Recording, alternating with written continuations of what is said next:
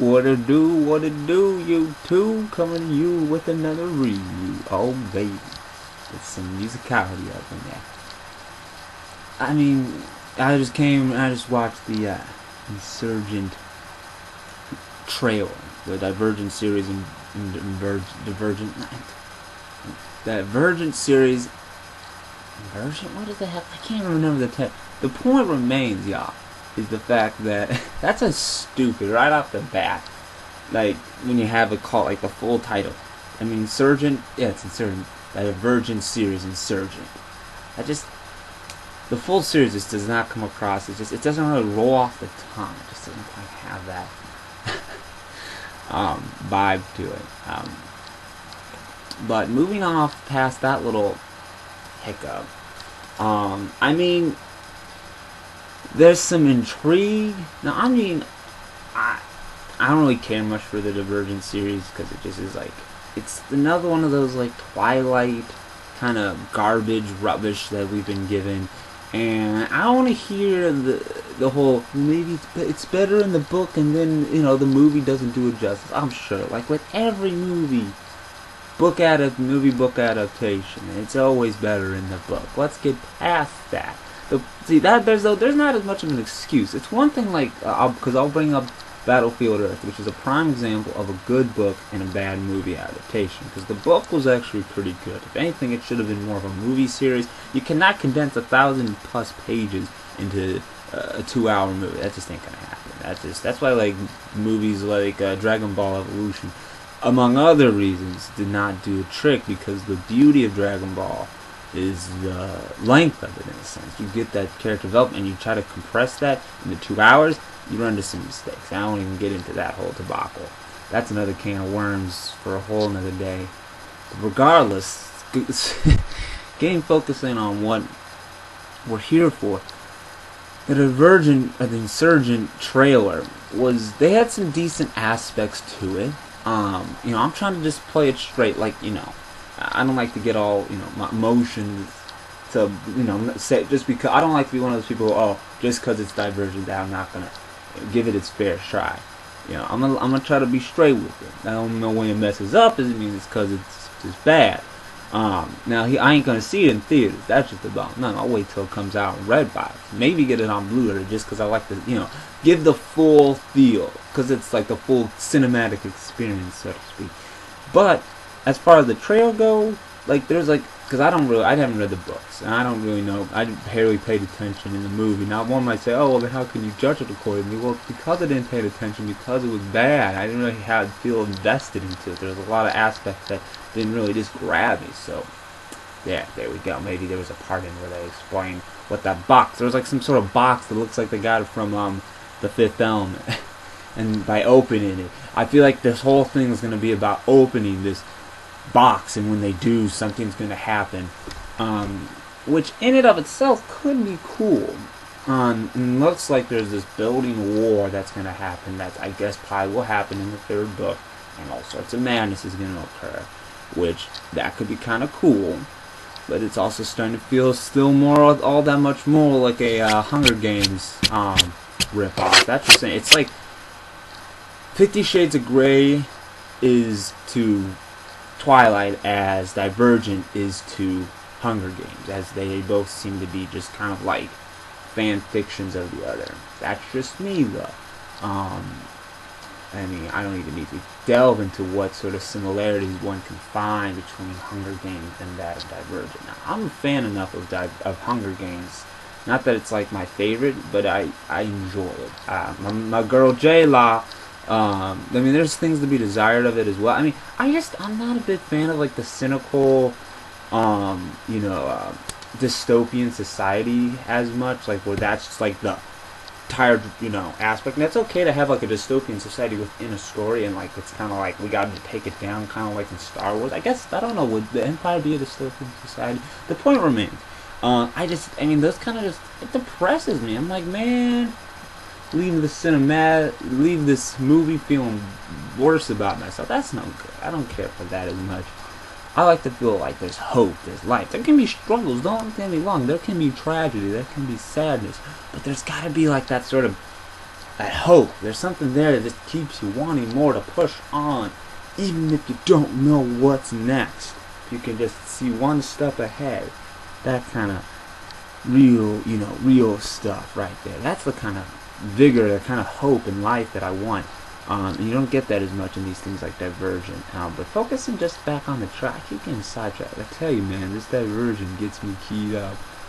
The trailer had some cool parts, but see, the thing that I don't like is how they're banking on this dream. I know it's a dream. The parts where like the house is lifting up, that ain't no reality. Trust me, because it doesn't coincide with the reality that happens everywhere else. It'd be one thing if it was like a what's the movie called? Not Insurrection.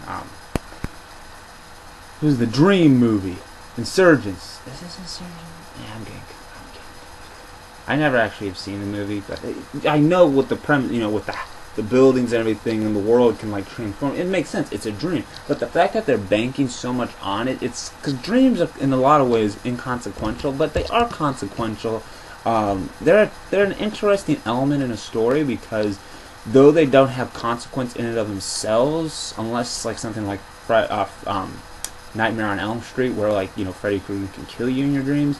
For the most part, they're I feel let me just make this point. I feel like a lot of people do not grasp. They do dreams incorrectly.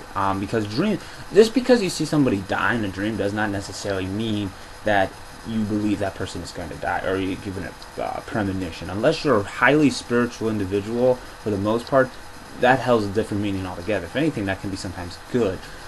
Because dreams utilize things within our lives and they connect it. They use things in our minds that we have in reality. And that's why you'll see things happen that you've seen before in some way or another, and it's mixed in a weird way. But then it's like a mixture. It's like putting a bunch of memories in a blender and establishes the mood. Like if you're in a bad mood, a lot of times when you have a dream, it reflects what's happening in your life in a way that you can grasp.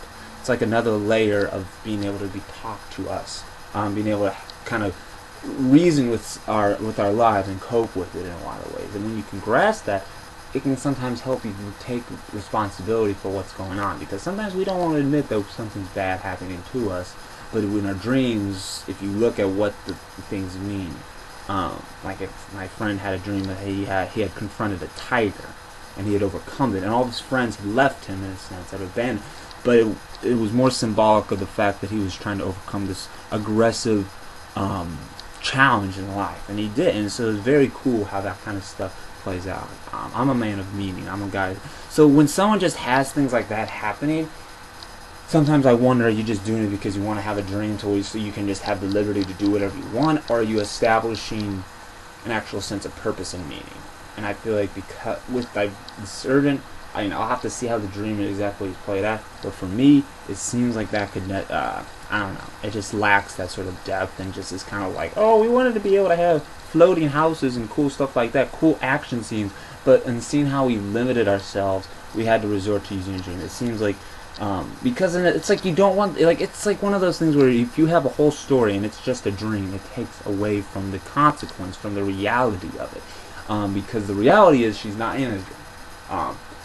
And that's why I think it's just one of those things where I don't know, makes me wonder how action packed it's all really going to be. And some of the characters, I still just do not care for like a lot of the characters. Like the brother, they just have this like look on their face. It just seems like they're just like, I don't even care kind of thing. Like it's one thing to have had that in like the Matrix, because the Matrix was establishing this sort of like sort of dystopian society, or just this sort of lack of emotion, the cold business type thing, the sort of machine, how the machines have infiltrated our minds, so it's just they just keep on doing what they're doing, without that sort of life and love and everything.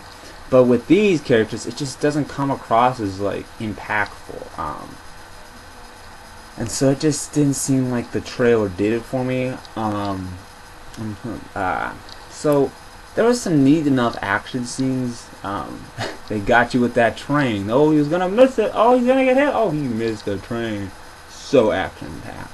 I don't like how like when they were, I guess, testing the Divergence, they were like I don't know. I didn't like how they were hooked up. I feel like they could have done it differently. I mean, I guess they would show the torturousness of it all because they look like they're hung up. But at the same time, I feel like it could have been done differently. I would have done it supposedly different, and it would have been easy if you just had them standing, like, you know, and they were like locked in, and they were hunkered down, and the things were in their body, all Matrix style. That would have been kind of interesting. Yeah, I don't know. It just, you know, I don't know why I would exactly have seen the trailer. I mean, this is more of an almost just a rant and to further explain why I just don't like the series. But all the same, yeah, I hope you guys got a kick out of it.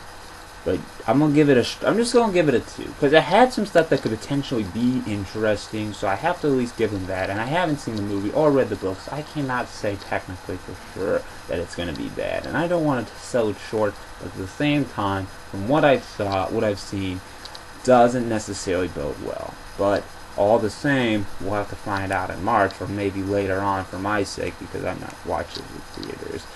I'll probably watch something a little bit more worthwhile, so to speak, or nothing at all. But we'll find out. Anyways, I'll see you later, old sport. You stay classy now, guys. Peace!